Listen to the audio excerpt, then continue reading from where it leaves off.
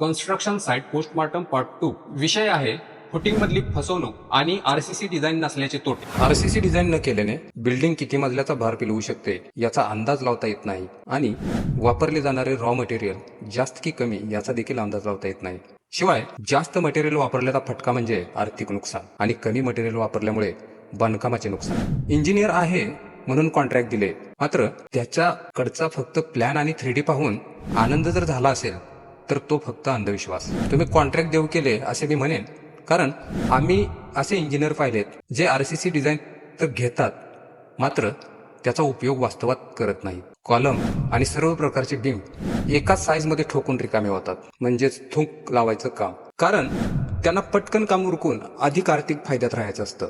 अशा इंजिनियरला तुमच्या बांधकामाची पडलेली नसते, याचं कारण त्यांना चांगलंच माहीत असतं।